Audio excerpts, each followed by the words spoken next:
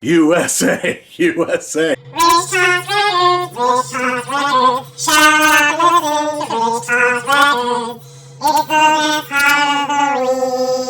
everyone, my name is Rich, and this is Rich Talks Records. Episode, is it 48? I think, maybe? Oh, it would have been so good if it was 50. Damn it. Like 50 the 50 states, the red, white, and blue. No, I'm doing this video because a few weeks ago, here in America, everyone's favorite country, democracy spoke with a mighty voice. No, of course, I'm done. I'm joking. Today we are going to be talking about the band and the album, The United States of America, released in 1968 on Columbia Records. And this is the video, so in the Small Faces video, when I said I was working on two, this is the other video. So this is a band and album I've been really excited to talk about for a long time. There are a few reviews of this album out there on YouTube, but I don't want to say that they weren't good. I wouldn't say that. But I thought that this band and album, number one, I should talk about them anyway, even if there were 100 reviews. But I also thought that this really, really fits in with my channel and kind of bridges a lot of things in my tastes. So basically, I don't have a huge backstory or any great history with this band. The Small Faces video, I cut out, I don't know, 45 minutes or something of my backstory with the Small Faces. I had a whole long thing that I went into that I cut out. So maybe someday I will tell that story, because I think some of it was pretty funny, but and possibly interesting. But basically, my ex-wife had a book that I had also read at a library. I'd read parts of it at a library back when I used to cut class when I was in college. And it was this book, The Unknown Legends of Rock and Roll. And that was actually how I found out about a lot of music. I like the Plastic People of the Universe. That was the first time I learned anything about Crass. I mean, that was a very, very helpful book. The other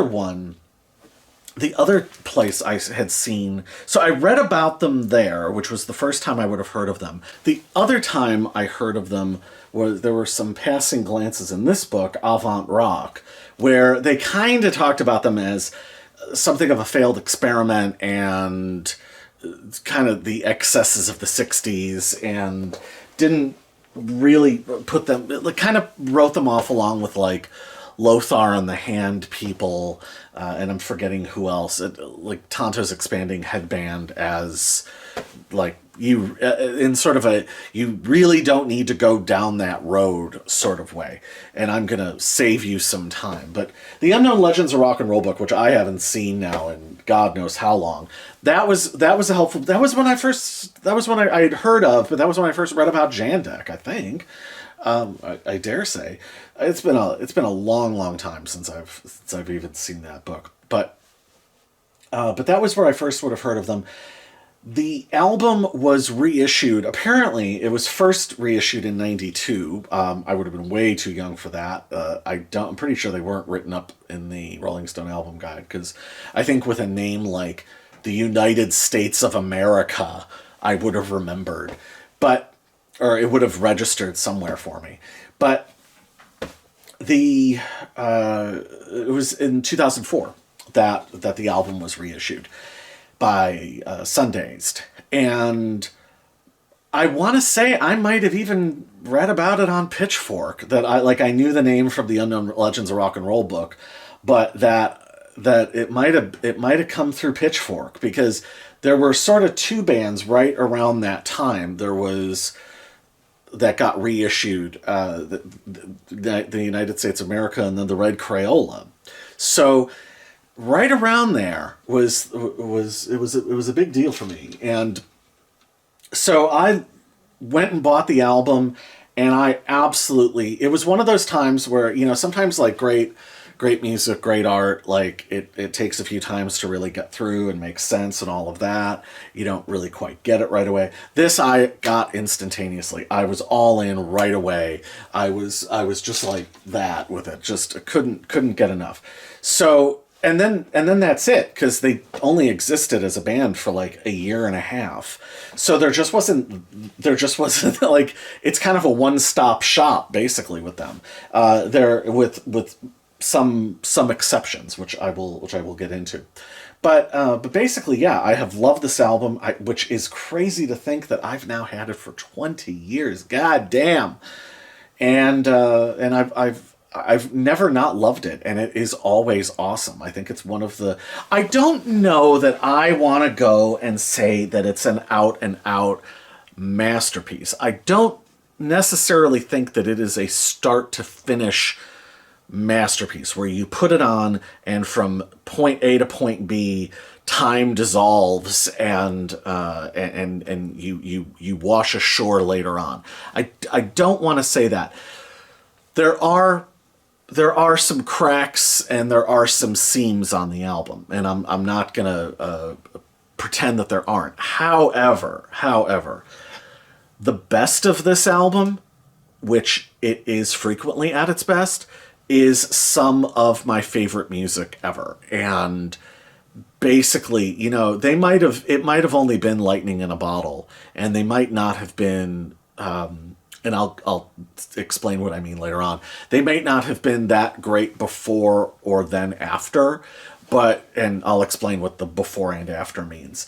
But goddamn, for one glorious set of sessions in December of 1967, like they were the most forward-thinking band on the planet, and I feel like the resonance of what they did carries on and winds up being reflected in a lot of music that I hold very dear since its release.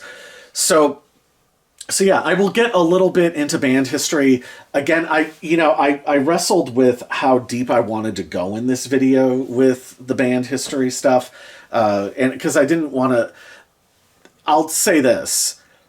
The Wikipedia pages are pretty damn good for the United States of America, for both the band and the album.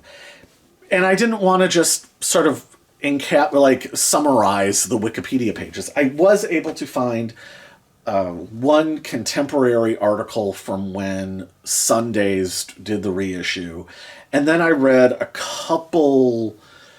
there wasn't much press. I mean, they weren't around that long, and I think the album charted at 181 in America and nowhere else, I want to say. So, there's not a ton of press on them, and they weren't around long enough to build a cult, like how there is a lot of press about, like, Tim Buckley, for instance. Like, they weren't around long enough to become darlings of the underground. And I think that they were too forward-thinking and abrasive and, I don't know, ideologically incomprehensible for most people. And they also didn't have... they didn't sort of forge the connections that, like, Ed Sanders had or Tuli Kupferberg. And I think I think in some ways you can connect the United States of America to Zappa and the Mothers would be... Though Joseph Byrd, who I'll get to in a second, was not a fan of Zappa. But the Fugs, other than... The only difference is that, these guys were virtuosos and the Fugs were primitive. However, there is a lot of shared DNA and ethos between the two of them. And I guess you could probably say the Velvet Underground. I don't know. They opened for the Velvet Underground at one point. I don't know what the Velvet Underground thought of them. I have absolutely no idea.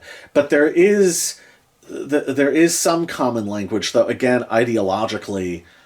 And there's some crossover in subject matter and willingness to experiment and willingness to expand the art form. But again, ideologically, I don't know how in sync Joseph Byrd and Lou Reed would have been. Lou Reed probably was closer ideologically to Frank Zappa, and they weren't ideologically close in any particular way. So they were, I don't know, sort of, the United States of America were kind of outcasts among outcasts. So I just find it fascinating, and really, what I find most interesting is just how compelling and genius the music it is. The music is, however fleeting, and who cares if it's fleeting? It doesn't matter. It happened. That's what matters. It happened. The United States of America, the roots of the United States of America go back to the Village in 1963, where ethnomusicologist Joseph Byrd met Dorothy Moskowitz, who was I don't know specifically a musicologist, but she was studying. They were both in university, both kind of entrenched in academia. Joseph Byrd in particular was entrenched also in the New York avant-garde. So Charles Ives, John Cage, etc., that whole world, the Fluxus movement, etc., a lot of the stuff that I love, and really kind of the more arch and intellectual end of the underground or of the counterculture. So they met, they became a couple. They eventually, later on in 1963, moved to Los Angeles, and Joseph Byrd started working at UCLA. And while there, he started something called the New Music Workshop. And so that was an avant-garde collective. Dorothy Moskowitz was a part of that. And that was, and he got so into it that he eventually stopped working at UCLA to focus on this collective and the performance art.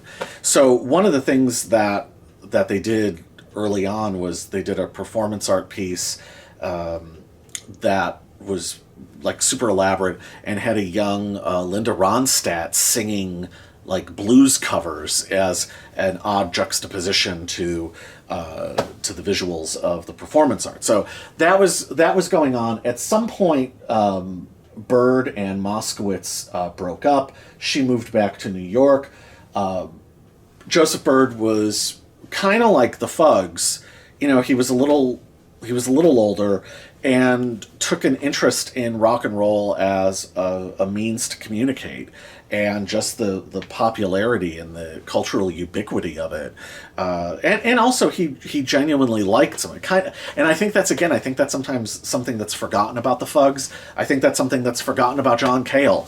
They actually liked rock and roll. They liked the Beatles. They liked the Beach Boys. Again, Van Dyke Parks was a huge admirer of Brian Wilson. It's you know what I mean. Lou Reed and John Cale were very, very much inspired by the Beatles. Don't let some one quote from 1987 from Lou Reed that has been memed into infinity now fucking fool you on that one, you know? So he liked rock and roll and was interested in rock and roll and wanted to form a rock and roll band as a means of basically getting his musical ideas out there and connecting to people. So his initial partner, so Moskowitz was back in New York. His initial partner was a guy by the name of Mike Agnello, who was an organ player.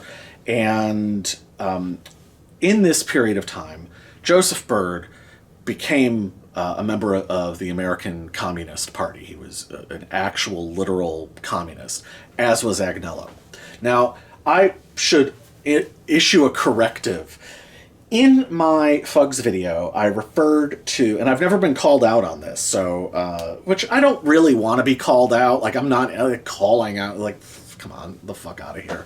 You know what I'm saying? Like, you aren't Brando. Like, if you're going to call me out, like, you aren't Brando yelling Stella, so, you know what I mean? Like, you know, this calling out thing, I think is pretty ludicrous. But for some reason, no one's ever mentioned that. A couple people took issue when I threw in that Nico might not have been German, which I left in for aesthetic reasons. There's a reason I left it dangling out there, but that's okay. That's okay.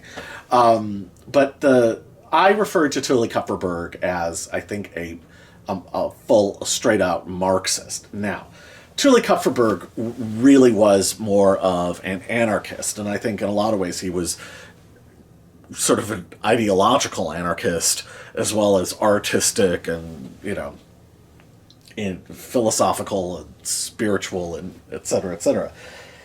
It was wrong to say that Tuli Kupferberg was a Marxist. I think that was way too strict for him. Now, some of his stuff plays into Marxism, and some of his stuff plays around in those fields.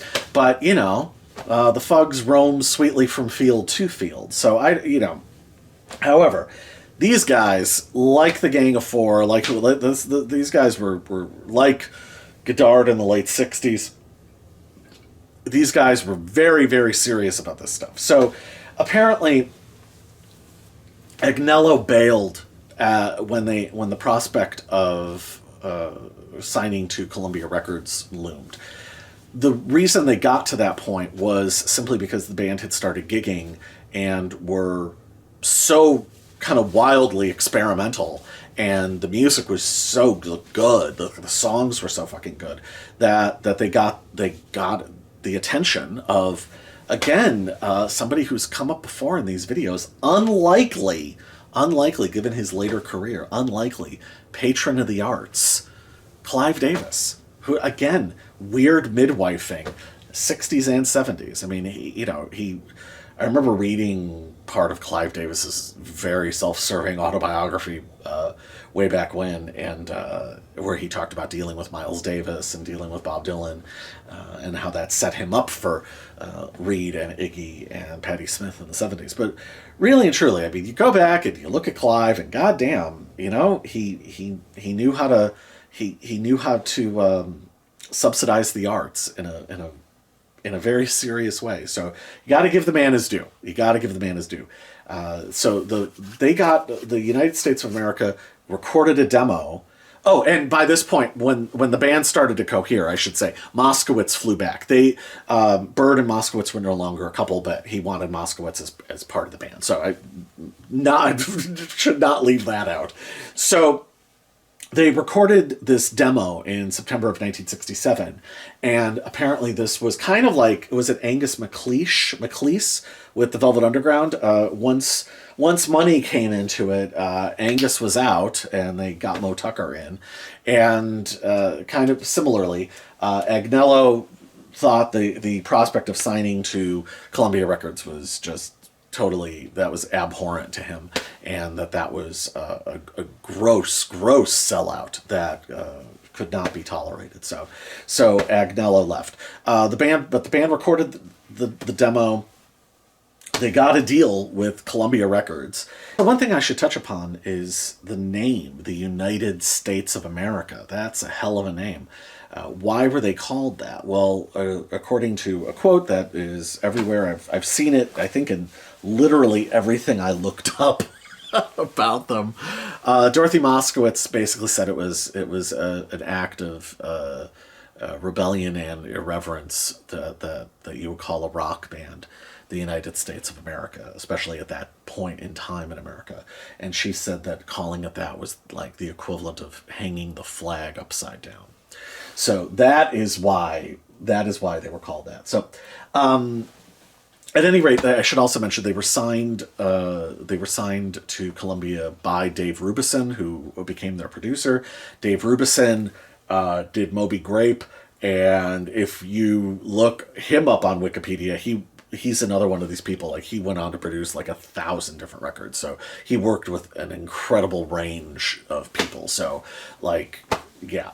But this was part of the earlier. This was in the earlier part of his career, and Moby Grape would have been the breakout success. Well, I mean, quasi success, I guess, of of his early career. Part of the thing that was so wildly interesting about the United States of America, and one of the things that that leaps out at you and grabs your attention immediately, is the sound of them. And what that's based on is that they were the first, I mean, you can kind of argue that they were the first electronic rock and roll band. They did not have a guitar player, and yet they make all of this sound and all of this intense, harsh electronic sound without having overdriven electric guitars. And nor are they particularly mimicking the tonalities of an electric guitar, though that's somehow in there. So the building of the equipment is a really, really huge part of the genius of the United States of America. So I will now pull up an unlikely point of comparison. So if you think about synthesizers in popular music or in rock and roll, right? The first real appearance of it, some people point to Abbey Road. Some people point to Townsend's stuff on Who's Next. But and then for those in the know, there are a couple late '60s bands that were using synthesizers, like Lothar and the Hand People, etc., etc. But I believe the very first was on this, the Monkees, 1967 album, Pisces, Aquarius, Capricorn, and Jones Limited. I have 2 copies of this album. I love it so much. This is easily my favorite Monkees album. There are other Monkees albums I love nearly as much, I suppose, but this is the one. And so on this album, there are, and I'm bringing this up for a reason. So I think Robert Moog, it is Robert, isn't it? I think so. Robert Moog, I believe the first Moog synthesizer was owned by Buck Owens in America, I believe. The second one was owned by Mickey Dolenz, okay? There was, I guess, a variant on it. I don't really know too much about this stuff. That was used on the song Star Collector on here. So, and Peter Tork in interviews delineates this very, very nicely.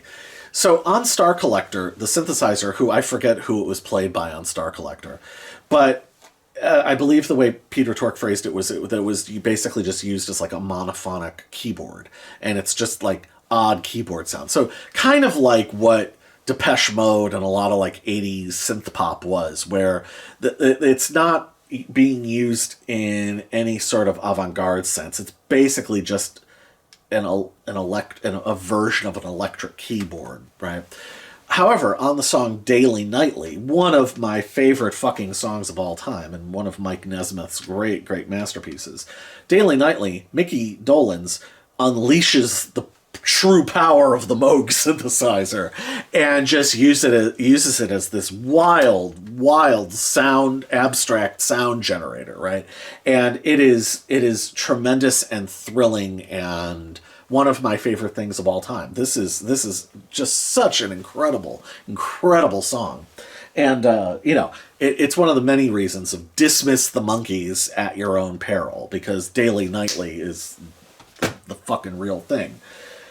So, interestingly, the United States of America were at a similar crossroads, except they didn't have all the baggage that the Monkees had. So they didn't have access to Moog synthesizers because they were prohibitively expensive, especially for such kind of young, like relatively unknown people.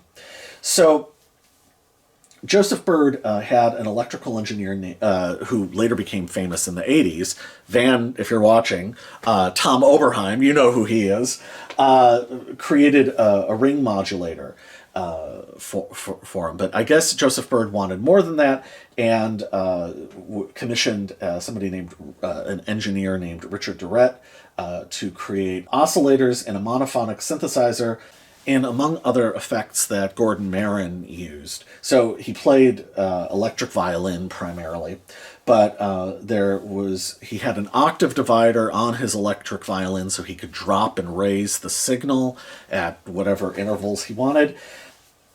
And then one of the other big things that they had, in addition to the electric violin and the oscillators, which, like the oscillator you can hear on 2,000 Light Years from Home by the Rolling Stones, for instance. But they also used, and this is like one of the big formal breakthroughs of the band, is the use of contact microphones. So the contact mics were used on the drums. They actually hung contact mics from Slinkies, and they also used the contact mics to distort Dorothy Moskowitz's voice. So that is one of the really, really big, that's like the really big breakthrough with them. And one of the big things that the band, in interviews that I've found, there aren't many, that they were really big to point out, was that they were primarily a live band. This group was primarily built for the purposes and point of performance art. So they point out that the liveness and what they did on stage is basically what they brought into the recording studio. So they're at pains, especially Joseph Byrd, at pains to point out that this is not a heavily produced album, that this is basically like the band playing live in the studio, and that they weren't really using the studio as any kind of instrument. There wasn't the sort of Sgt. Pepper's Pet Sounds sort of creating backing tracks and then manipulating from there and manipulating the tape.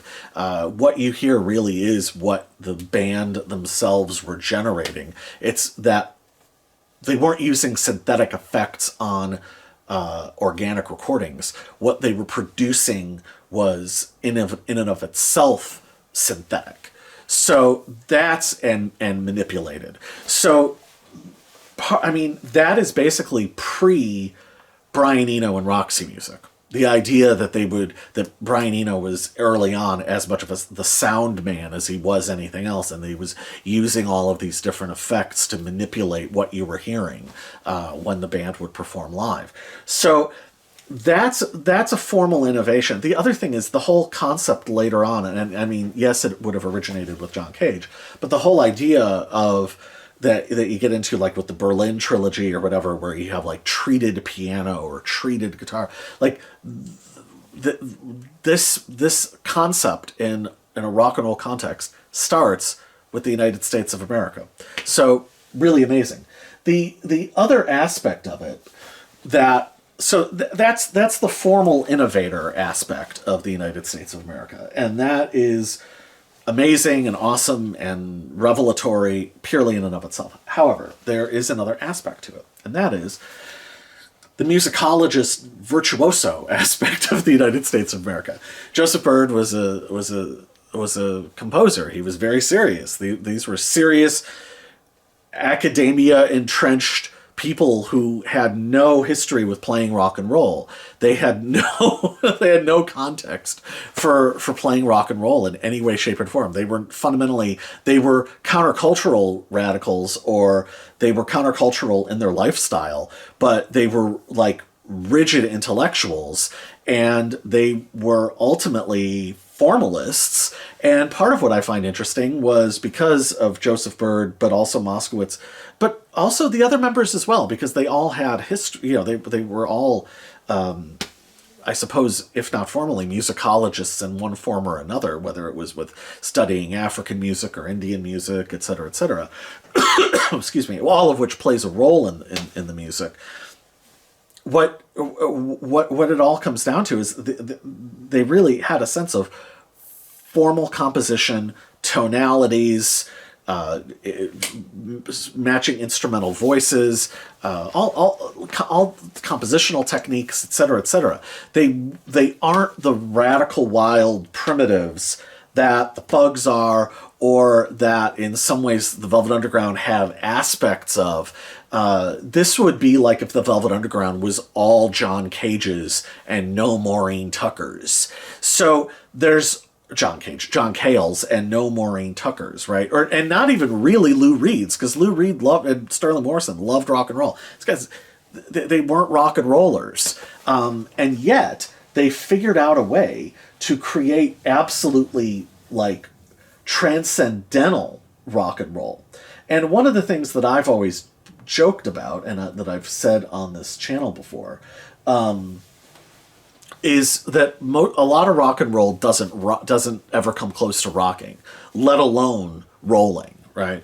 And I've repeated that again and again. And that's one of the reasons why the rock and roll that I love, I really, really, really, really, really love so much, because it's a lot of people think they can do it, and they really, really can't. It's real rock and roll. Great rock and roll is something to really be treasured when it actually happens. And it turns out, like with bands and stuff, you can't just swap out component parts. Drummers and bassists matter. Goddamn it, rhythm guitarists matter.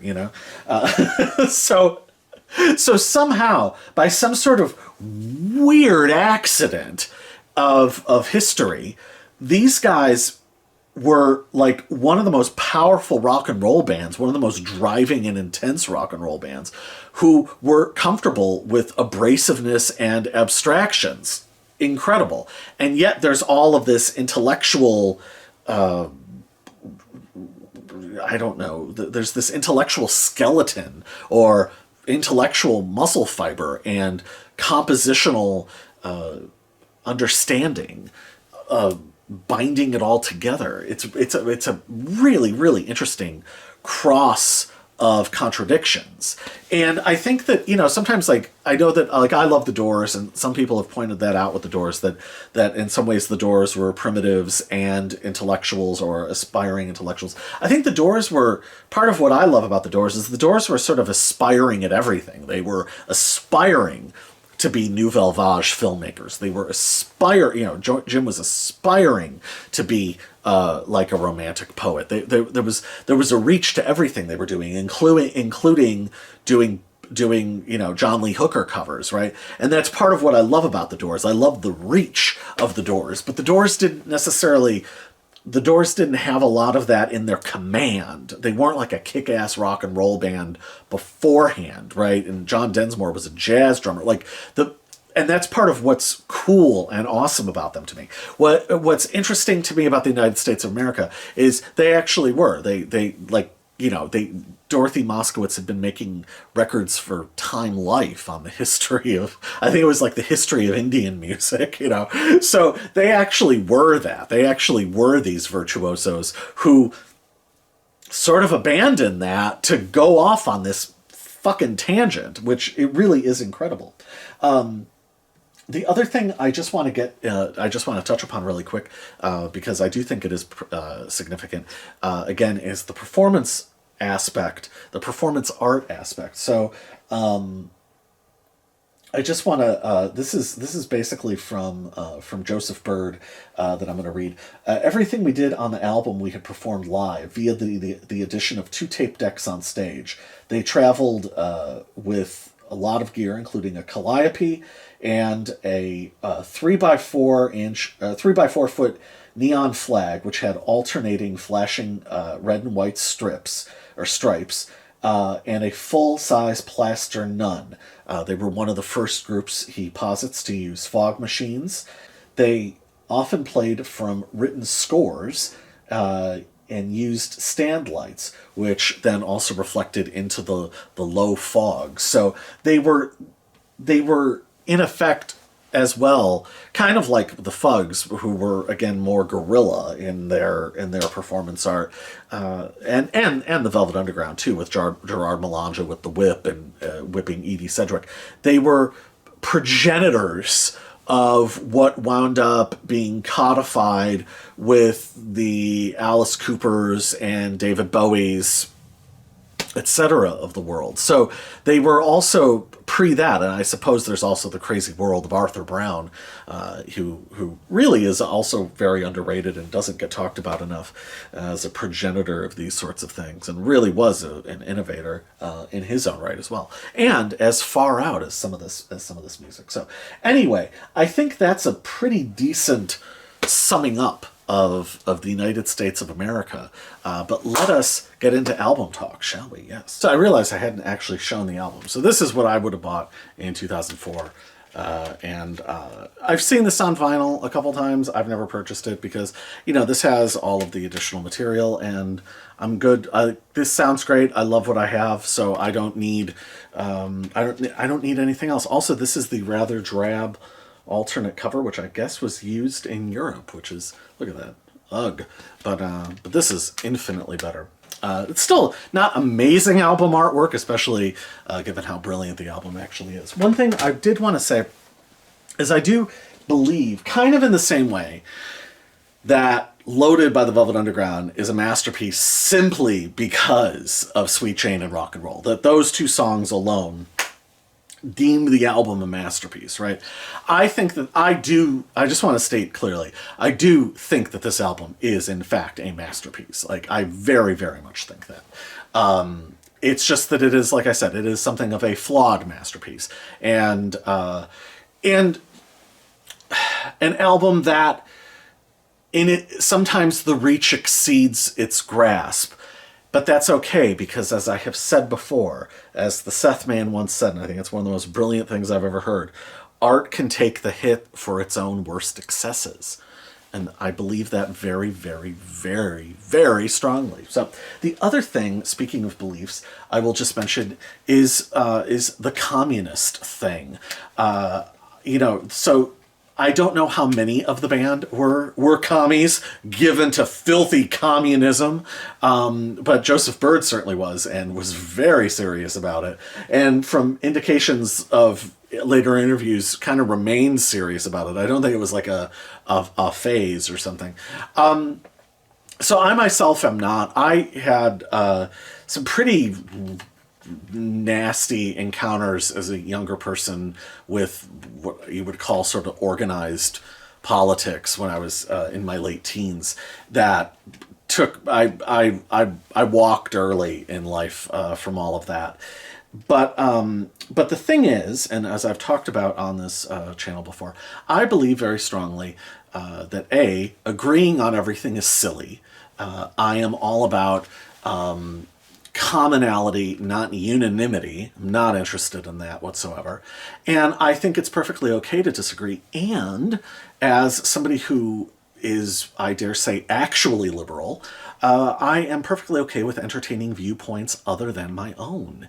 Other viewpoints aren't at the expense of mine. The other thing is, and I think that this is important, especially with this, or if you're talking about like the Gang of Four or something, the critique can contain a lot that is useful, insightful, and intelligent. The outcomes of the critique may not necessarily lead the way, and that's fine. One of the great experiences I had as a young person, I don't know what year this would have been in the 90s, but typical of me back then, I would have been up at 1 or 2 in the morning watching, like, flipping channels, like watching UHF channels or cable access networks or whatever, and sometimes I would land on C-SPAN, and I caught this speech maybe 10, 20 minutes in. I don't know. It was, let's say it was 2 hours, and I caught it maybe 10, 20 minutes in. It was a guy by the name of Tony Brown, and he had a book called White Lies, Black Lies, and the Truth According to Tony Brown. And I'm watching this guy, and I'm like, I'm with it. Like, I am like, this guy, like, I was like, woo! I was like, this guy is a fucking genius. I don't know who this motherfucker is, but like, I'm in. And I was just like that. And he started, he's wrapping it up. He's like in the last, like, I'm with it. I'm wide awake. I'm raring to go. And damn it, if his end conclusion to this incredible summarizing of the American malaise of the Clinton years is public schools need more computers. That was basically it. That was his like, we're good. Like, I figured it out. And all of the critique, that was it. And I was like, wait, that's it? That trite, that's it? That's all you got?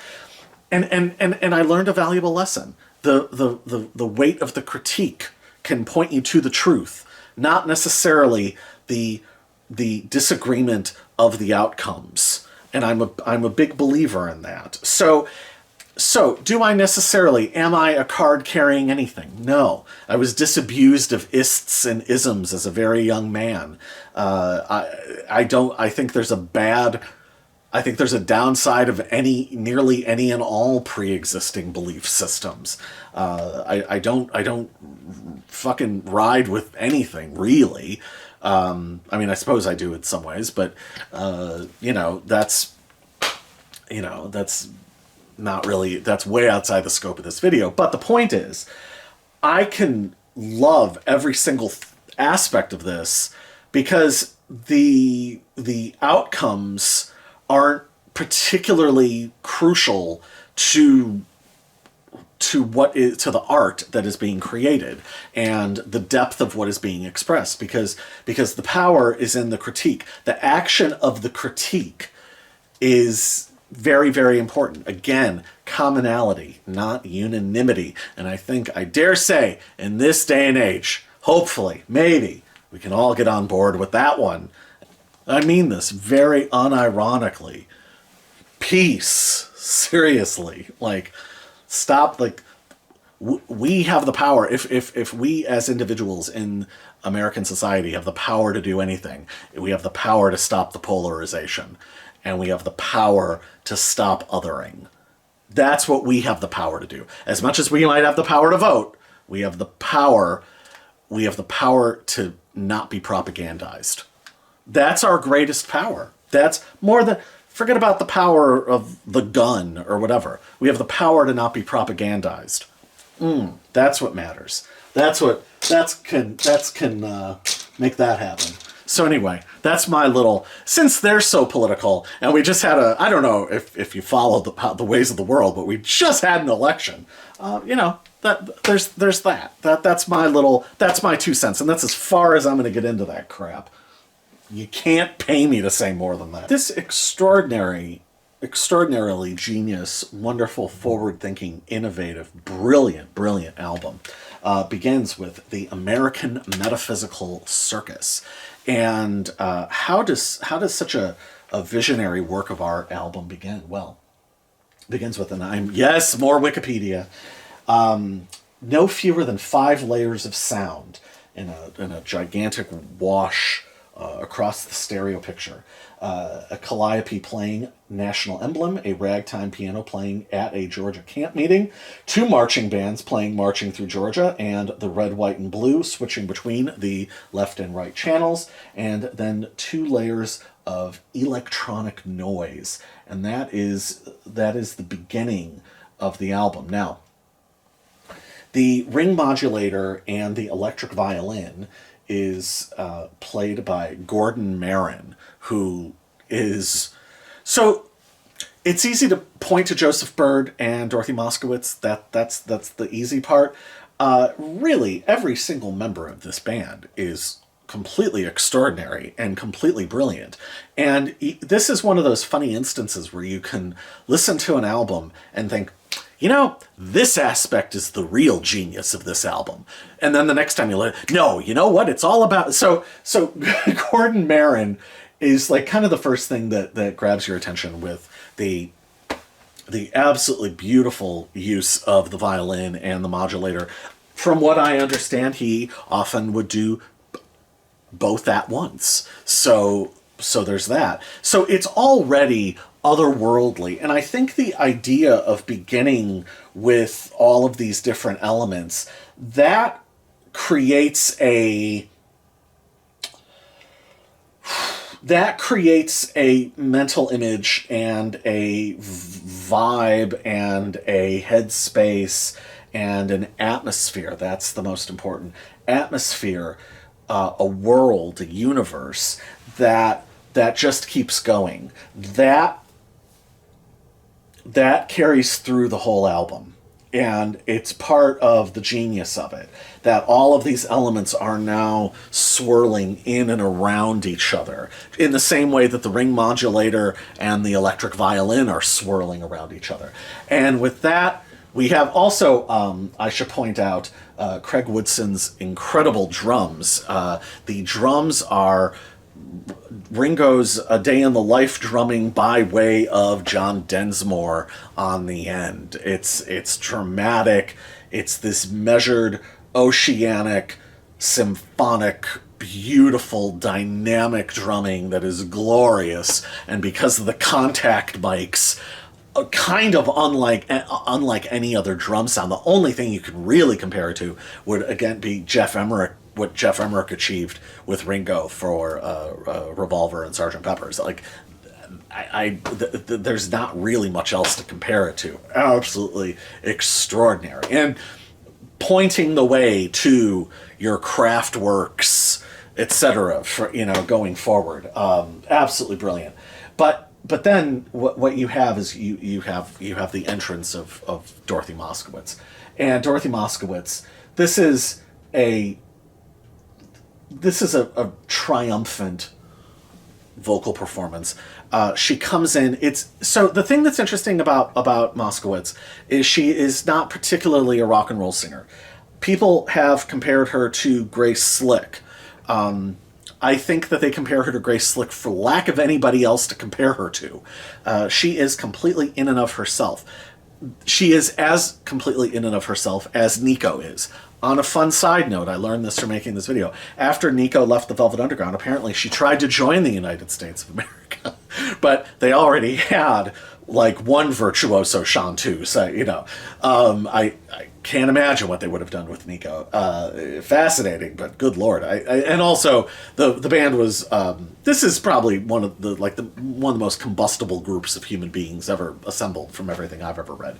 So anyway, but Moskowitz's performance is very, very late 60s. What I would almost compare her to is like an underworld dark, like the Black Lodge version of Cass Elliot would be the thing that I would compare her to, where there's like jazz inflections and proper singing. But she comes in with full confidence, and she's, orally speaking, she's the star of the movie. She's what you focus on. And she just strides into frame, and it's all about her, and it's all about this demented, foreshadowing Hieronymus Bosch painting of contemporary American culture and the horrors and the critique. And it is the American metaphysical circus, and the cost of one admission is your mind. And it's also, again, kind of weirdly pre-Alice Cooper. I do wonder if Alice Cooper and or Bob Ezrin were into this, because you can totally see where some of the phrasing and some of the attitude is informed by this. And also Alice, as much as he's a brilliant rock and roll singer, Alice can actually also really sing. So I do wonder, I have no idea, but it's not, they were all in the same rough area of Los Angeles at that point. It's not ridiculous to suggest that Alice might have crossed paths with this album. So the American Metaphysical Circus is this incredible dynamic building, and there's swells of noise. You have all of the weird ragtime, like sort of classically American, weird distended Americana stuff happening. It's totally unique. There's not really much else in rock music that you can compare it to, or pop music for that matter. It's because it's unafraid of being noisy and abrasive. It has all of these elements that like pop music wouldn't have, but then it's tying together things that rock and roll bands wouldn't really think to do, or if they were. The only other person who've been approaching Americana in any kind of similar way, I guess, would have been Brian Wilson with Smile. But even but Brian wasn't going to get like dark like this, So, it's an amazing atmospheric opener of an album, and it's already like virtuoso stuff. So I should say Joseph Byrd wrote the American Metaphysical Circus, and wrote it completely by himself. Most of the songwriting is a collaboration between Byrd and Moskowitz.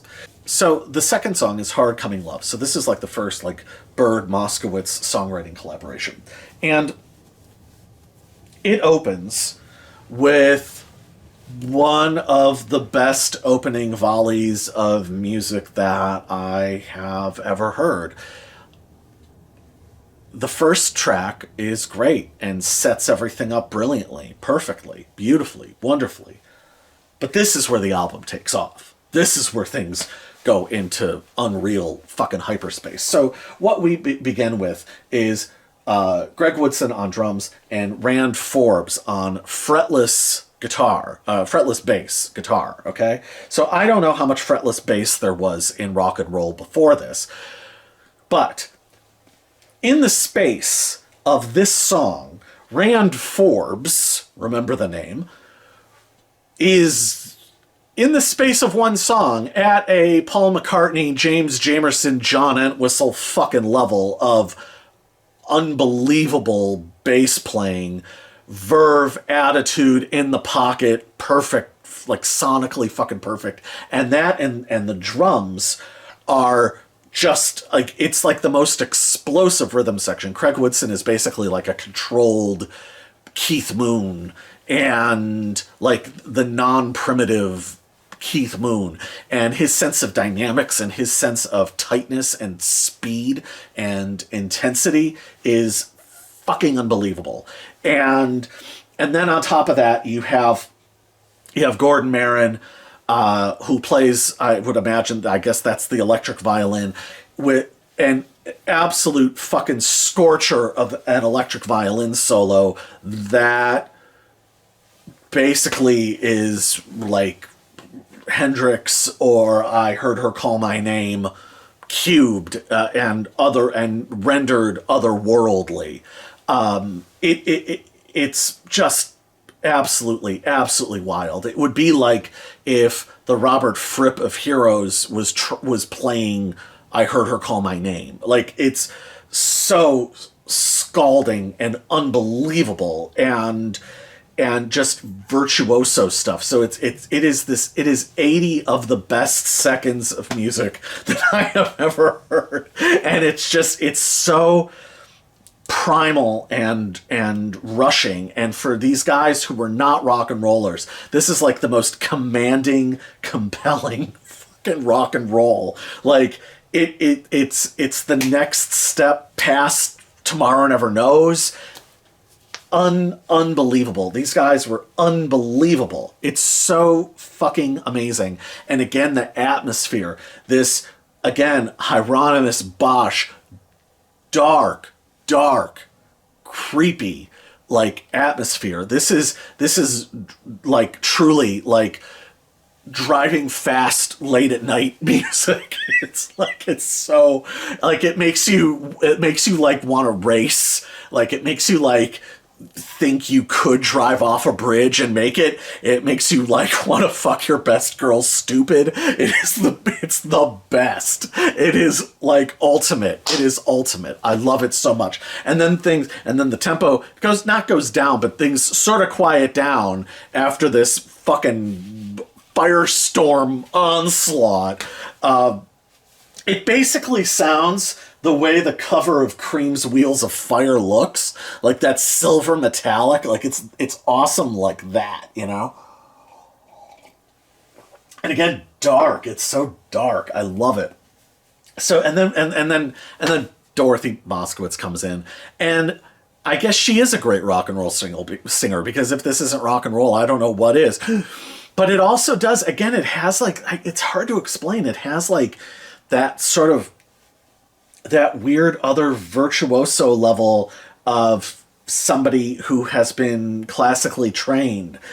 So there is this sort of other speed that she has, and what it almost feels like, what it almost comes off as, and I hate to phrase it this way because I feel like this has a negative connotation, but it feels like a wealthy girl slumming, and like the wealthy girl like hanging out with like degenerates and being more degenerate than the degenerates because she's really fucking cutting loose. And it has sort of that vibe. It's not the sound of somebody trying to cut loose. It's the sound of somebody cut loose. But then like, you know, I don't know, like their parents' summer in the Hamptons or something. I don't know. It is fucking phenomenal. The lyrics are absolutely perfect. I love the lyrics. Now, Dorothy wrote the verses and called them doggerel. Lame doggerel is what she called it. I don't think it's lame doggerel at all. I think it's great imagistic lyric writing that, again, is dark and forbidding and alluring, and I think it's great lyrics, and I think her vocal is fucking great. And the other thing is, so the first song is just under 5 minutes. This is also nearly 5 minutes. There are these breaks where everything stops, and there are these noise buildups that, with the ring modulator and everything like running through and feedbacking off itself, that is absolutely incredible and totally cacophonous. And the later buildup towards the end of the song is basically like pre-Sonic Youth. Like it's like that weird like jolting velocity. It's pre-No Wave, like unbelievable. And the fact that they were willing to cut that loose and get that out there, because again, this isn't it, the part of what's so wonderful about this album is there are these moments like this song, where the intellectual goes away, and they are primal and feral, but they're also virtuosos. So it's primal but not primitive, and so they can really, really, really play. And the fact that they're that unafraid of noise, and they're that unafraid to like leap into it and wrestle it, is part of what's so fucking great and thrilling, like truly thrilling about this album. So Hard Coming Love is virtuoso. Like, it's one of my favorite things ever. This song alone would make the album a masterpiece. It's that great. It's that awesome. So that's just the first two songs. And then we have a hard transition into the third song. The third song on this incredible album is Cloud's Song. Now,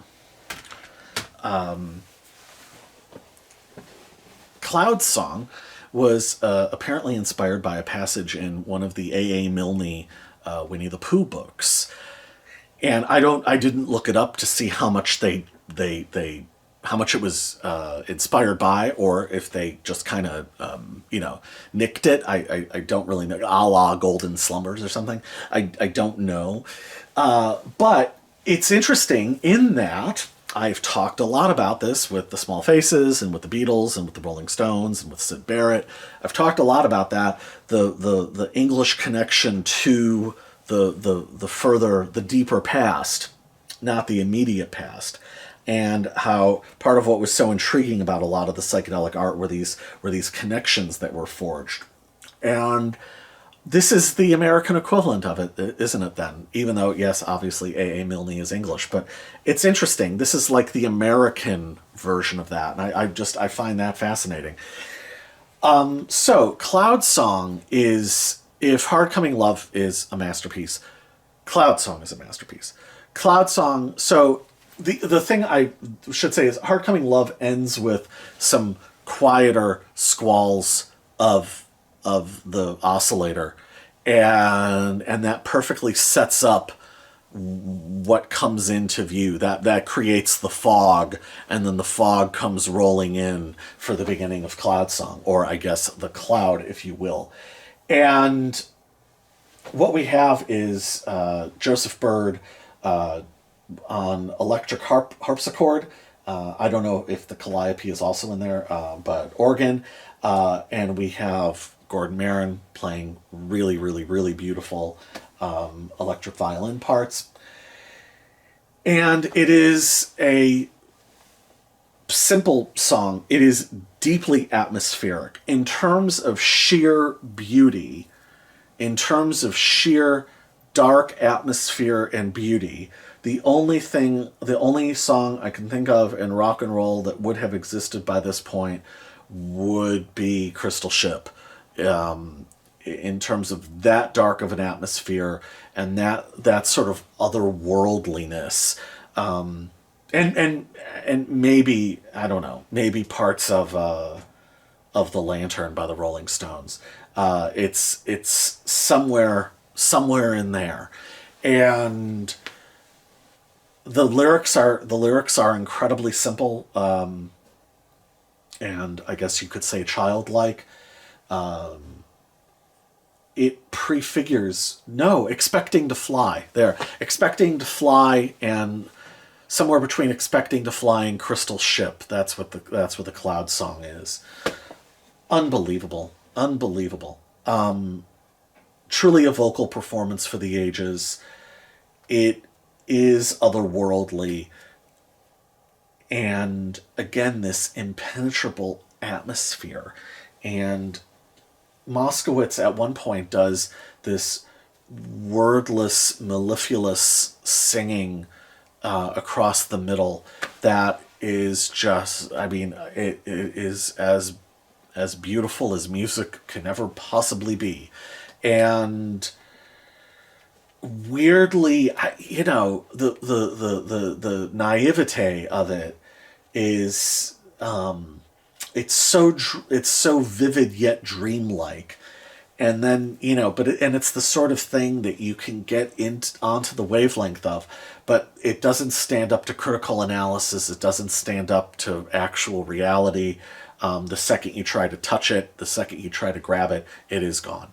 And they managed to capture that. So when I said bottled lightning or whatever, like, this is that. Like, this is some sort of weird alchemical, incredible work that that is far, far greater than the sum of its parts. I don't really know what else to say about Cloud Song, other than the hard shift of coming right after Hard Coming Love. You have the ultimate of intensity, and then the ultimate in terms of placid atmosphere.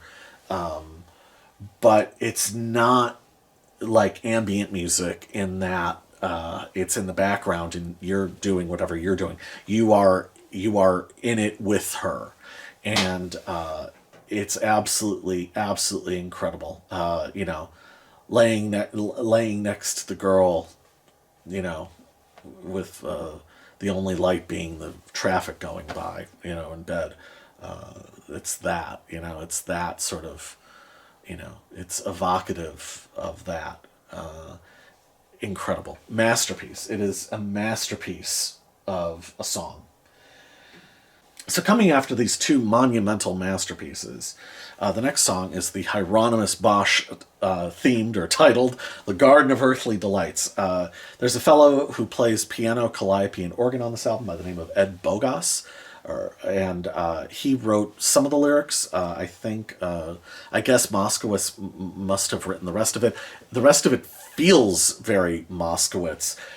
And this is basically like a distilled version of Hard Coming Love. It's about 2.5 minutes, and it is another showcase for the Woodson Forbes rhythm section, and another absolutely tremendous performance. The bass line is like, the absence of the guitar player it sort of forces the issue, kind of in some ways with Public Image Limited, with Keith Levine playing so much kind of crazy 12-tone stuff, that the riffs are basically supplied by Jaw Wobble.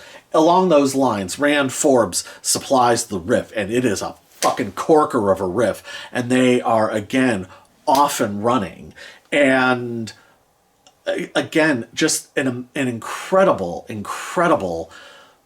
like, rock and roll song. And again, you have Gordon Marin on the electric violin, and it is like so, the word thrilling, like, it just leaps out of the speakers, and it is so awesome and commanding and exciting.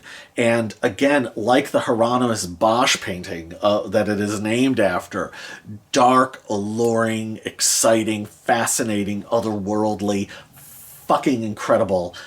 Would I say that it is also a masterpiece? Yeah, basically. It's very much of a piece with Hard Coming Love. I mean, they're very, very similar songs. But incredible. And again, the use of the oscillator slash ring modulator to create these otherworldly sounds. And Jesus, that drum sound, fuck, incredible, incredible. Such virtuoso stuff. And again, so dark and compelling. Now, we get to the side closer, sung by Joseph Byrd. So Moskowitz is finally not singing, and we get a Joseph Byrd vocal. Now, in the alternate takes for this album, there is a Moskowitz sung version of this next song, which is nowhere near as good. Now, some people don't like this song, and some people think that it kind of upends the vibe of the album and everything, and the intensity of it. I am perfectly okay with it because it is in line with everything else that we have heard already, basically, in terms of these divergent, seemingly contradictory elements being smashed together or layered over each other as part of the American metaphysical circus. So that's the song is "I Wouldn't Trade My Wooden Wife for You, Sugar," and based on a music hall. So I've talked before about how music hall was based. Played such an important role in British psychedelia. Well, it played a role here. This is one of the few times that you have an American group referencing in any sort of genuine way music hall. So it's based off of a song from the 1920s, "I Wouldn't Leave My Little Wooden Hut for You," which I will link below because it's a cool song. I love it.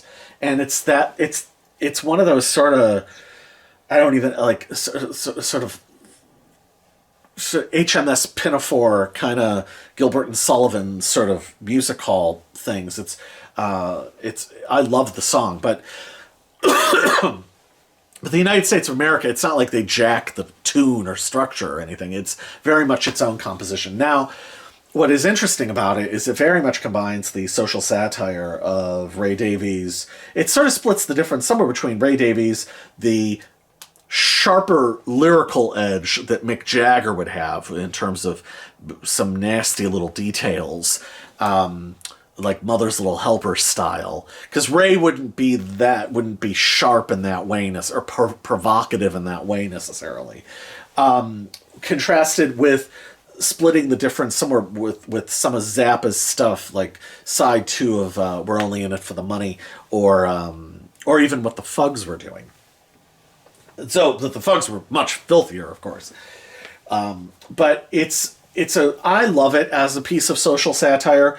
I love the absurd brass band arrangement. The bass is awesome, big fat fucking awesome distorted bass, and I love it. I love that era of songs like this. You might not, and I think some people don't really have patience for this sort of thing, but I think it's really cool. And it's not, again, I mean, to me, it's similar to, if this album has a similar atmosphere to the first Doors album in some ways.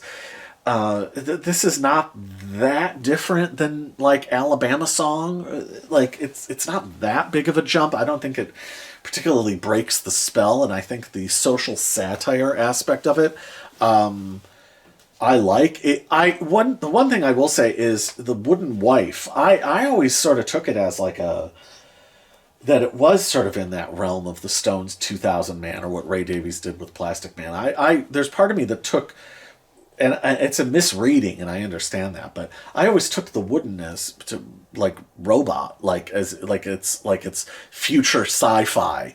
I always took it that way, and with all the electronic whoops and crazy noises and things, it does have kind of a sci-fi feel to it. It feels like some of those Twilight Zone episodes where they have like the person acting like a robot or prefiguring what humans and robotics interacting would look like. It has that feel to it, and I think Byrd pulls it off. He pulls it off a hell of a lot better than Moskowitz did. This is one area where her detached cool and her virtuosity doesn't work because she sounds sort of unsure of what tone she should take. But he just jumps right in and is like enough of a smartass and inhabits the jerk off character guy like very believably. So so I love it, and that is the side of this incredible album.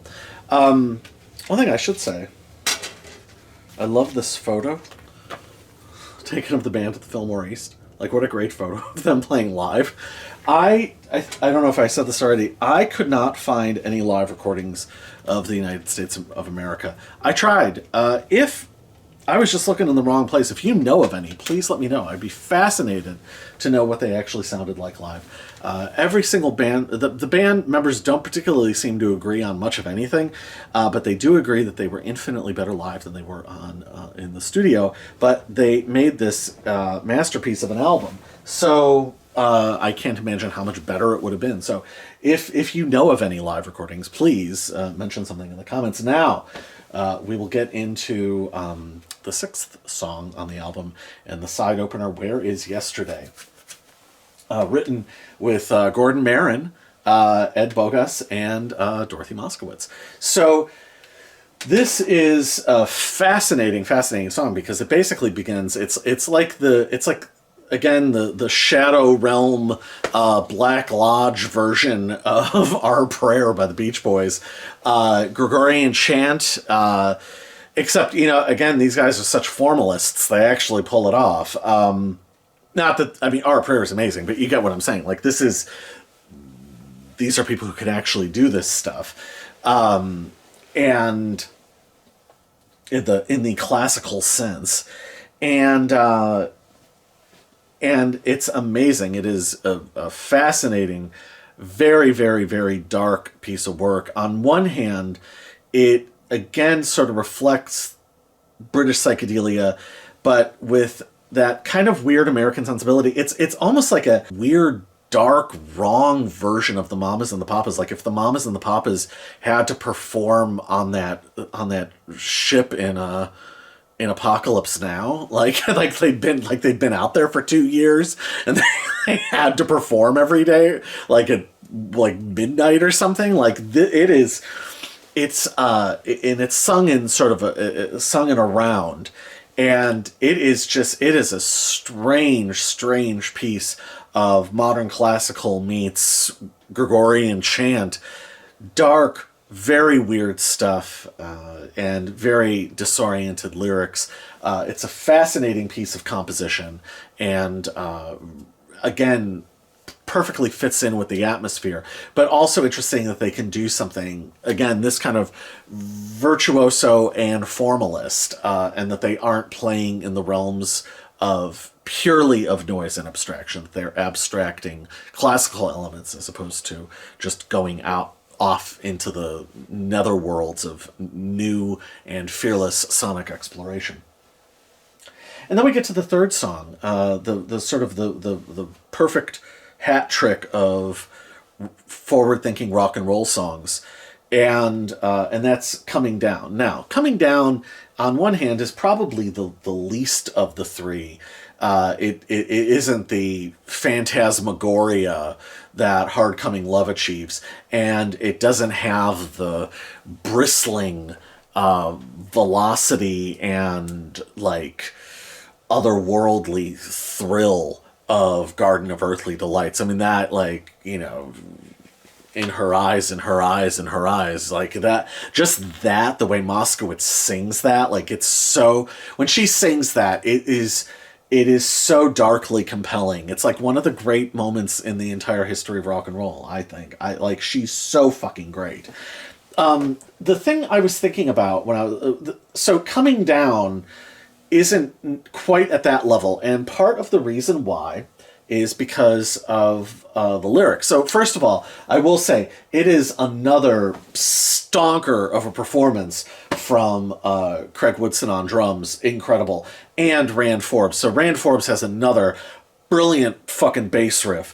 And if these guys had forgotten about the classical stuff and forgotten about the abstraction and the formalist things and the ethno ethnomusicological study aspect and all the intellectual stuff, they could have been Hawkwind before Hawkwind.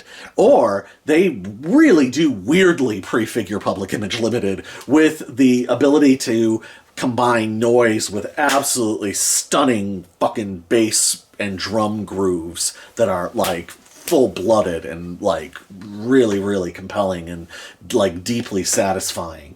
Again, for guys who weren't rock and rollers, boy, can they fucking play rock and roll, man. They could have been. They totally could have been Hawkwind before Hawkwind. They could have gone off into some weird primal areas. What's interesting, by the way, is that Joseph Byrd, the most arch intellectual, like the figurehead, was the one who liked the hardness and metallicness and abrasiveness of them the most. It's interesting that that's a fascinating contradiction, is it not? So, but where the one sort of slight knock on Coming Down, and I feel bad knocking it because I absolutely love it, are the lyrics. The lyrics are the closest it gets to where, so like, as opposed to what, though Moskowitz doesn't like her lyrics for Hard Coming Love, those are brilliant, dark, compelling poetry, analogous to the Hieronymus Bosch paintings that are being referenced, right? And have everything that great rock and roll lyrics have, right? And I mean, again, she's like, her best stuff, I mean, she's prefiguring Ian Curtis kind of stuff. I mean, it's brilliant. Like, and in a weird way, prefiguring Pill even. Brilliant. Coming Down is kinda eye-rolling drug culture stuff. Like, and like, you know, every now and again, I think there are things that came out of the 60s where you're like, oh boy. You'll see certain scenes in movies or something that are just like, wow, this is really of the period. And that's it. It's just of the period. And Coming Down doesn't translate to some other level. Even so, the lyrics are just they're a little dopey, and no pun intended. And I have come to expect a higher standard by this point. And even if Moskowitz doesn't think that they were good lyrics, they were fucking great lyrics. They're great, imagistic, perfect lyrics, like totally boiled down. And while she and Joseph Byrd may not have the dense, verbose wordplay of a Syd Barrett or a John Lennon, they make up for in succinct, beautiful, imagistic phrases that are just perfect. And Coming Down just does not rise to the same literary standard that those other two songs do. That being said, it's still awesome. And the jumping and bass tones that Rand Forbes does between clean and like going up and being like a little jazzier and busier, and then the big fat distorted like riffing, like fucking fantastic. Like, again, it is only one like half notch down by their own very lofty standards, because it is an awesome song by anybody else. So just to be clear. But kind of in the same way that we go from Hard Coming Love into the Cloud Song. And that's one of the things I do love about the album's construction, is the idea that you do have these revolving themes that go round and round and round each other. We then have, again, a complete tonal tempo mood shift into Love Song for the Dead Che. Yes, they were communists. So Love Song for the Dead Che.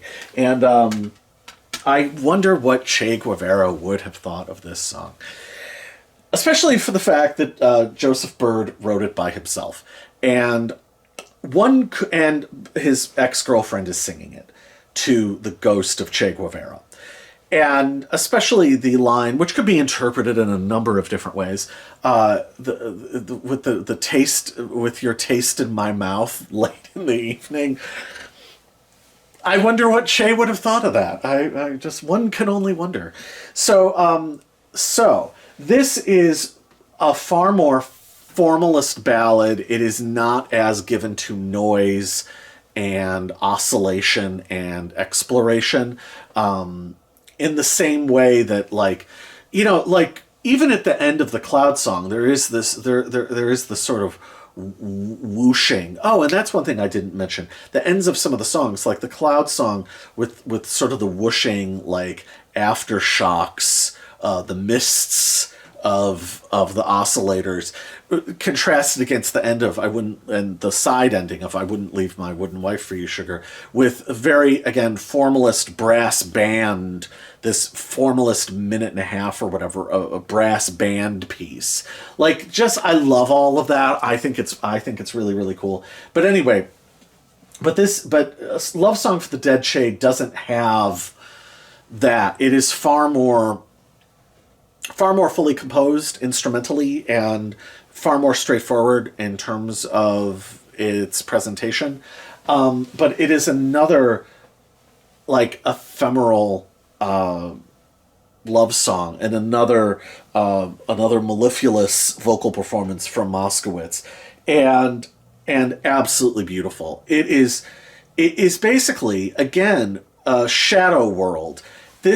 Imagine some sort of shadow world where where Russia, like, was dominating in the Cold War, and James Bond was Russian or Cuban propaganda, and this is the theme song. This is a theme song. If James Bond was made in Cuba, if Yo Soy Cuba had succeeded, instead of being held back by what's his face, the beard man, whose name I'm now forgetting, the guy who took over Batista. How weird is it that I can remember Batista but not what's his face? Good Lord, what is wrong with me? Anyway, we all know who I'm talking about, for Christ's sake. This happens to me sometimes in videos. It's always weird to me when I forget names. I always, is strange. Anyway, Fidel Castro. God damn, Fidel Castro and his beard. Anyway, I almost went into quoting the Dylan song. Fidel Castro. So if Yo Soy Cuba hadn't been repressed by Fidel Castro, and all those Russian intellectuals got to run wild and create a film industry, a Cuban film industry, and James Bond somehow came out of that, this would be the greatest Cuban alternate reality shadow world Black Lodge version of a Bond theme song. My wife and I have been rewatching all the Bond movies, so this is like, and that leads me into, I wanted to talk a little bit more about Moskowitz as a singer. Moskowitz as a singer has such an absolutely beautiful voice and such absolute beautiful control of her voice. And I think that one of the things when women who were more formalist, classically trained singers tried to sing rock and roll, sometimes you wind up with hysterical, apoplectic meltdowns, like some of the stuff that Julie Driscoll would do. She's great, but you know, there are sometimes moments where you're like, oh, honey. And I say that I own all the Yoko Ono albums, and I fucking say that about Julie Driscoll. Like, god damn, like, just relax a little bit. So, you know, she never is given to any of that. There is, can a singer have warmth and cool at the same time? I don't know. Maybe in that sense, she directly prefigures Kim Gordon. That Kim Gordon is on the best Sonic Youth stuff, especially like on Sister, or like her stuff on Evol and Sister and Daydream Nation and Goo. Kim at her best. I mean, Kim is great going for like blunt impact. She could do that shit. Orange rolls and angel spit, right? Like she could fucking do that at you, and she's great at it. But Moskowitz is like Kim Gordon in that there's this sensuality, this dark sensuality that she exudes. And I'm not even talking about Kim Gordon as a performer. Like, pretend you never saw Kim Gordon in the, like, in the Cool Thing video or something. Like take all that out of your mind and just like Kim Gordon on Sister. And that's what Moskowitz has, that where it's icy remove, like you can't touch it. It's never there, but it's like the girl in the dream. It's the girl in the dream saying, "Come on," right? But you can't get to her. And that's and that same strange balance between iciness and there's intensity and allure and interest. It's both at the same time, and with this incredible control that never goes off into histrionics. Moskowitz is sort of this. It really is like this strangely perfect chanteuse, or even in the same way, speaking of Bond themes, like that Shirley Bassey sort of to like let you know she can on Goldfinger, like sort of goes into not shrieky, but like again slightly histrionic territory. Moskowitz never does. There's a strange control that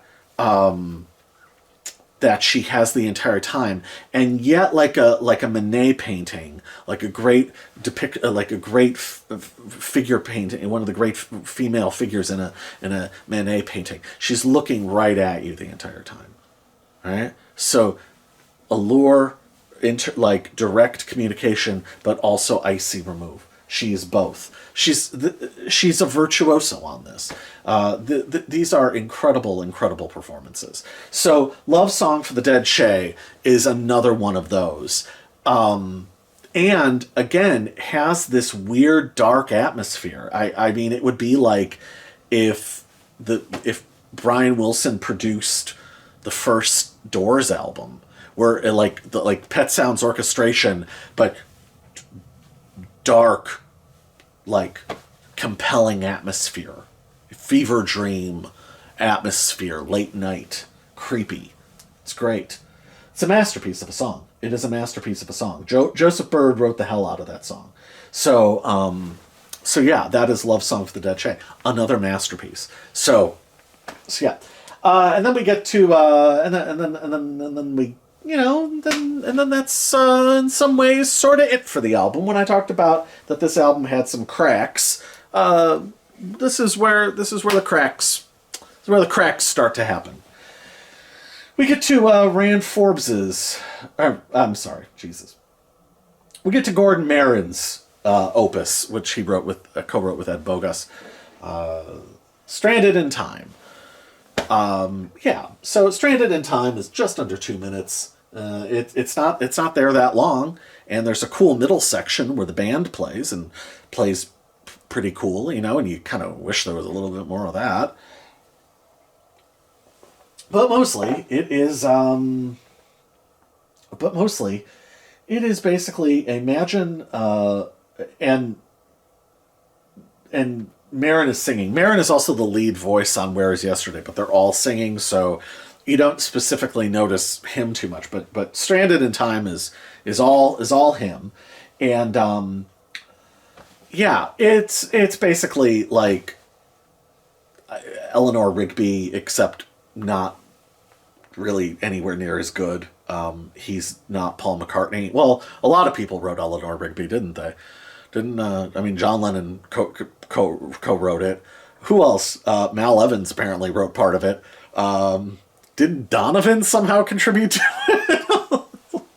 Apparently a bunch of people co-wrote Eleanor Rigby. There's so much dispute over that one. Somebody fucking wrote it. And if idiots like the Room 237 guy are to be believed, it was the British Secret Service wrote it. Oh, what a world we live in. How dumb. So we're going to control the masses by getting them to protest the war that we're putting on. Like, doesn't fucking make any goddamn sense. It's nonsensical. Anyway, not even worth entertaining. But yeah, so Gordon Marin is not Paul McCartney, nor is he Donovan or Mal Evans or John Lennon when it comes to songwriting. Sorry. It's okay for what it is, but that's the best it can be. It's basically She's Leaving Home cross-spliced with the string arrangement into Eleanor Rigby, and doesn't have 1/1000th of either of those songs. Especially, She's Leaving Home, the stereo version, the version that I think is most prevalent in the world. Yes, you can look at that as being a little over the top, melodramatic, blah, blah, blah. But that mono version, that original version, the slightly sped up version, that's a masterpiece. And that has a weird generational pull to it. There's a weird, strange amount of pathos to that mono version of She's Leaving Home, and that's a great song. I wish that would just kind of usurp the more well-known stereo version, because boy, there's a difference, and boy, is it infinitely superior. But both of those songs have a lot of emotional pull and musical invention, and are great. I mean, they're each masterpieces in their own way. This is not a masterpiece. It's just, it's pretty limp as a critique, as a generational critique. Yeah, it is not worthy of this album. Okay, and then we go into what would be the big opus of the album. So this, as I said before, this was recorded in December of 1967. And we go for the big finish, and I talked about the phenomenon of the big finish in my Small Faces video with Eddie's Dreaming, where they run away from the idea of the big finish and instead get on a plane and go go Troppo. And it's fucking great, and that's part of the charm and the genius of that album, is the Small Faces are like, later for the big finish, we're going on vacation. But this we get the American Way of Love, which winds up being artistically a lateral move from Love American Style. There's a reference for you. So yeah, 6.5 minutes. It's a trilogy. It's a triptych, and yeah, I don't know. I really don't know. This is the one where Dave Rubison, the producer, I think really goes for it, and I feel like, I don't know for certain, but I get the sense that he really wanted to George Martin it up, and he's not George Martin. So the newsflash, right? It opens with Metaphor for an Older Man, written by Joseph Byrd, which is kind of okay. Like, I've warmed to it a little over the years. It's kind of a jivey, bummer in the summer kind of street scene that has some interesting, not sort of Velvet Underground-esque lyrical subject matter. Not 1,000 miles away from what would eventually happen with Midnight Cowboy, and not 1,000 miles away from what the Ramones would eventually write about with 53rd Third. It's okay. I don't know if Joseph Byrd is really the vocalist for that. I don't know if he really conveys street scene, street reportage, jive talking. I don't know if he's that guy. But it's okay for what it is. The band goes off into some fucking awesome, like, wonderful abstraction, and Marin plays some of maybe his single best violin stuff on this album, and I just wish that they had just done that. I wish that they had just gone for the freak out. Again, these guys could have been Hawkwind to the next level, before Hawkwind. And then we get into the second section, the California Good Time Music, which is sort of I don't even know what it is. This is like a parody of AM radio. I'm not sure what it's supposed to be. I'm not sure if it's misbegotten propaganda. I'm not sure if it's a parody of If You're Coming to San Francisco, put a flower in your hair. I really can't tell. It's sort of that kind of 60s stuff that I just don't really connect to, and I don't, maybe you had to be there. I don't know. It's okay.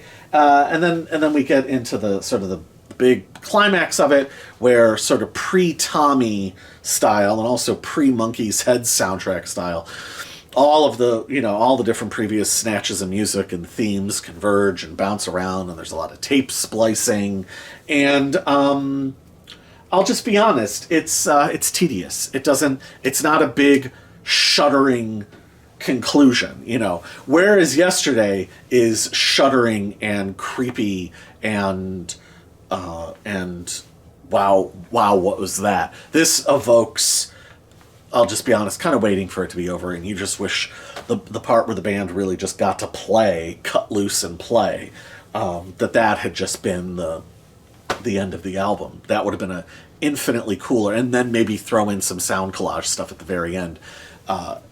That is effective, but I think it could have been a lot more effective if you really had a thundering, rousing finish from the band, and then go into bringing all the different themes back, at the very end, and kind of echoing the intro of the album. Might have been a more effective closer for the album. As it stands, it's just kind of a cold wet blanket ending, and then that's it. It just sort of ends with like a shrug, and that's unfortunate. Because this is, an incredible work of art, And part of what's frustrating about it is the band themselves. I mean, Joseph Byrd was dissatisfied with it. Moskowitz said we weren't as bad. So Paul Simon famously walked out of a recording session. Art Garfunkel liked the band. Garfunkel called Simon in to check them out. Simon just turned on his heel and bolted.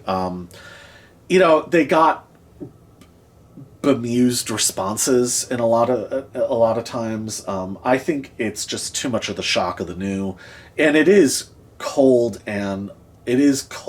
metallic aluminum music that I just think a lot of people really weren't ready for yet, and that there hadn't been vocabulary to really understand, and it is the shock of the new, and well, I'll get to that in a second.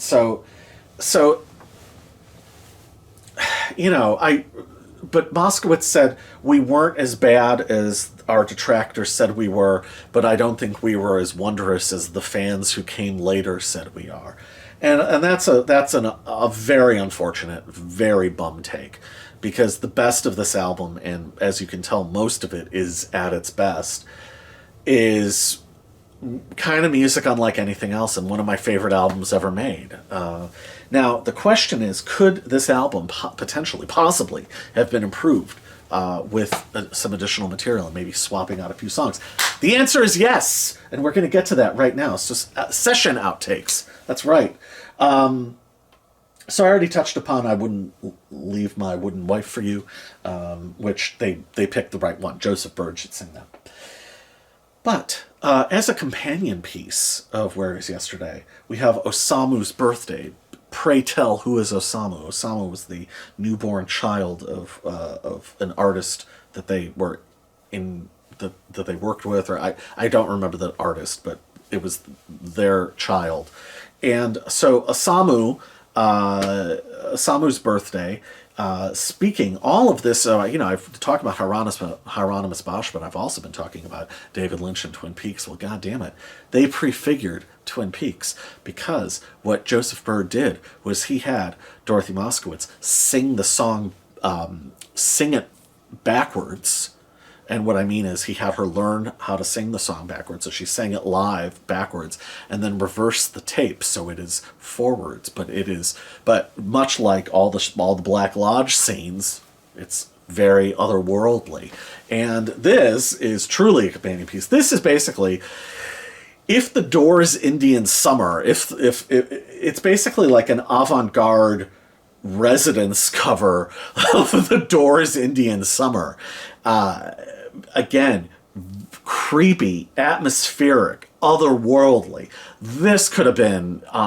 This could have scored a couple scenes in Apocalypse Now. I mean, what is this thing? What is this dark fever dream, this strange, otherworldly fever dream, and then Moskowitz's vocal, and and it's Star Sailor violin playing. It is an extraordinary recording. There is a more well known alternate version. Apparently, it's more well known. That is also out on YouTube. I guess that was a when they had issued this, they put that out as a standalone single, apparently. So it was the B-side. So that's out there. But Osamu's Birthday is extraordinary and absolutely should have been on the album. They really missed. Missed adding to the album's greatness by not having that on there. And then the other song that should have been on there, that really, really should have been on there, is No Love to Give. No Love to Give is maybe slightly lesser as a song. However, as a band performance, and specifically as a Craig Woodson performance, it is unbelievable. It's one of the best drum performances. I mean, it's his best drum performance, and he just runs away with it. It is, again, it is tremendous. So Dorothy is a little tentative on it, and I could maybe see why they left it off. However, she's fine. And just as a band performance and as the band going for it, oh my God, you really wish they had had a little bit more single-mindedness in terms of purpose. Because goddamn, they were good at this. Whatever the hell this is, them doing virtuoso sort of alternate reality, Velvet Underground prefiguring like post-punk, but with like the Shadow fucking world, Mama Cass by way of Grace Slick as a singer, or pre-Public Image Limited with like this weird, like jazzier, classically trained version of Grace Slick on vocals. I mean, come on, unbelievable. I just wish they'd done more of it, because my God, it is incredible. And then there's the third outtake, You Can Never Come Down, which was recorded which is the one full band recording that post-dates the album. It's from March of 1968. So the album was recorded in a few sessions in December 1967, came out, I think, was it February 1968 or March of 1968? So this was recorded just as the album was being released. And You Can Never Come Down is a Joseph Byrd song. It's great. It's really, really cool. It's the next stage of what should have been the band. It's a little more pro, a little more slick, less atmospheric, but still totally unique. The band has lived sort of a little bit more comfortably in its own skin as players, not in any other way, because this was a very combustible band who really couldn't fucking come together on anything. Goddamn, all pulling in 1,000 directions at once. And they broke up. There were a lot of weird power struggles. It's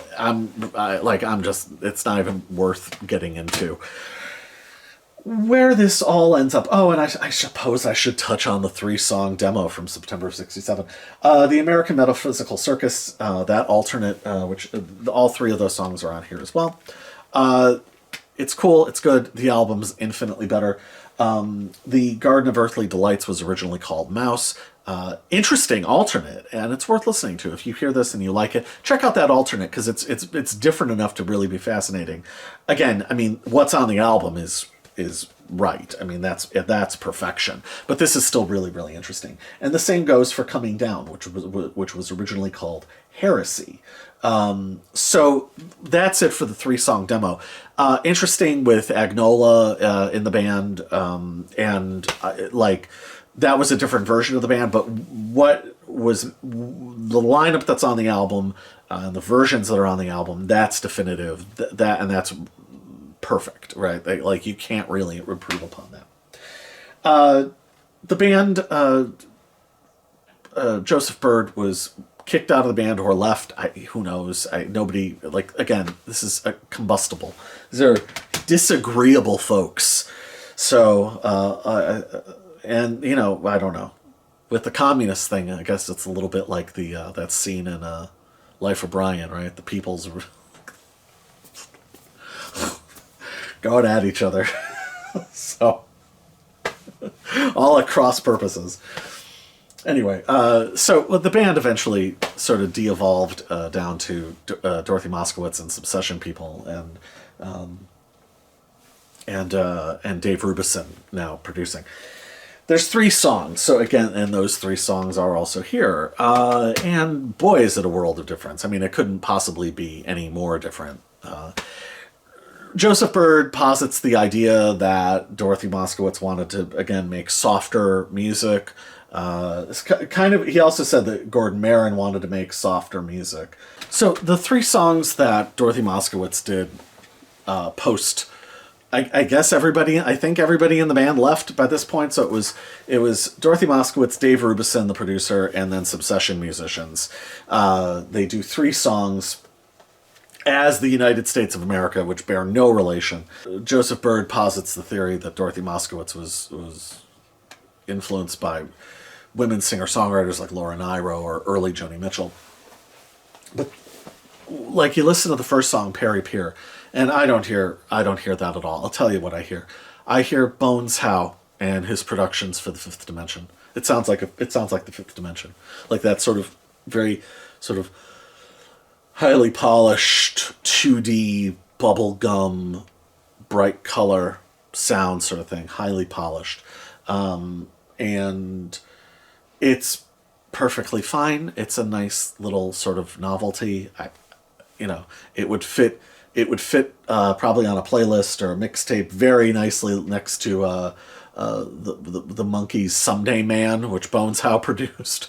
So yeah, it's a perfectly fine little confection. Taylor Man, similar. Again, it has that sort of lightness of touch of that sort of music. Spanky and Our Gang, that kind of vibe. Again, like Mamas and the Papas. And then Do You Follow Me is a little earthier, but a little earthier in the way that some of, I don't know. It's a little earthier in the way that, like, Jimmy Webb's songs were earthier by AM Gold standards. No slight against Jimmy Webb, who's amazing, but you know what I mean. Like, it's not, it's not Johnny Cash. Well, yeah. But it's perfectly fine. They're perfectly fine songs. I don't know what they have to do with the United States of America. And what pray tell of the visionary, of the figurehead of Joseph Byrd? Well, Joseph Byrd went and signed to a different label and made this album, Joseph Byrd and the Field Hippies. And the album is called The American Metaphysical Circus. We've heard that before, haven't we? And in fact, he even records a different version of You Can't Ever Come Down. And so what do I think of this album? It's okay. I've tried over the years. I like it. I don't love it. What it reminds me of the most is the jump that the Fugs made when the Fugs went to Reprise. It's a lot more self-assured. It's a lot more properly recorded. It's a lot more reined in. It's a lot slicker. It's a lot more self-conscious. And it's okay. It's okay. It's certainly not bad, but it's okay. And that's the most that I can say for it. So yeah, that's it. And, they all went on to do a hell of a lot of different things. The individual members went on to do 1,000 different things. And I will say in 2023, Dorothy Moskowitz put out an album that is up on YouTube that is pretty extraordinary. It's pretty out there. It's The United States of Alchemy, and it is well worth hearing. Apparently it was written in 1989, but not recorded and released until this year. I really enjoyed it. it was interesting to hear her at the age that she's at doing it. She still sounds really good. She sounds a world away, as you would imagine, from her 1967, 1968 self, but it's still really, really cool. It's interesting to hear. I feel like, we've heard Bob Dylan and stuff, and Johnny Cash at later stages of life. It's interesting to hear a woman in later stages of life like that. I find that interesting. Kind of like Marianne Faithfull. Like, that's cool. And why not? Why the hell not? So, but it's very daring. It's avant-garde in sort of a precious scholarly way that a lot of avant-garde music isn't anymore. And so learning, because I had heard it before I found out that it was written in 89. So that sort of explains a lot. And, and again, formalist. There's an interesting combination of formalist and abstractions, but it's a cool, interesting piece of music. I'll link to that. It's definitely worth checking out. But if you've never heard this album, do yourself a favor. This is a masterpiece, and it is extremely special and extremely unique, and there has really never been anything else like it. And it influenced a lot of things, because I Wouldn't Trade My Wooden Wife for You wound up being on a Columbia Records sampler that was a big seller in Europe, apparently. And so they were getting write-ups in the was it NME or Sounds or one of those, as part of a continuum with not just other great unknown psychedelic bands like the Red Crayola or 13th Floor Elevators and stuff, but also prefiguring Suicide, and then prefiguring Par Ubu and a lot of like post-punk stuff. So this is part of a continuum. It's the best parts of it are some of my favorite music ever. And again, it is pretty amazing. Kind of like the story, I forget who told it now, damn it. But there's the story about, was it Ornette Coleman? No, Ornette Coleman didn't tell the story. Was it Cecil Taylor, maybe? I forget. Somebody told the story that they were rehearsing and they were playing free jazz, and somebody walked in off the street who had never played bass before and just started playing the bass and asked if they could sit in with the band, heard them rehearsing, and they could tell that the guy had never played bass before, but he started doing really amazing, interesting things in a free jazz context. And they couldn't believe it. And they played for 40 minutes with this guy. And then he excused himself and walked out, and nobody ever heard of him again. Heard or saw him ever again. And I want to say it was Cecil Taylor told this story. I forget who told it. But I first heard it from Lester Bangs, but it's been repeated a lot over the years by Clinton Halen.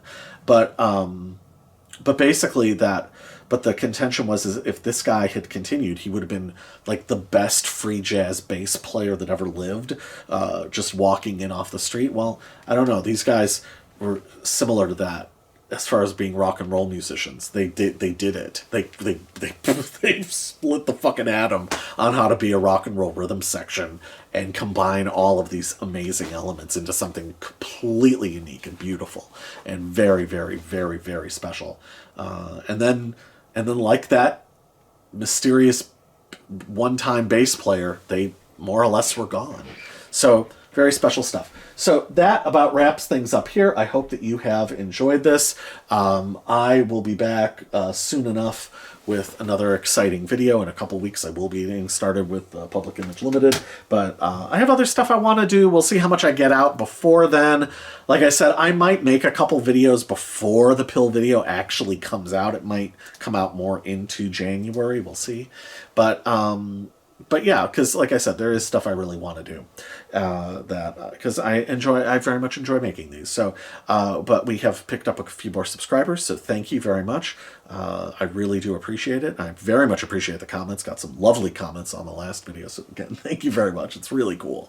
And yeah, so thank you, and please like and comment and subscribe and all of the other YouTube things, and I will see you soon enough in the next video. So until then, bye! Just finished watching Rich Talks Records.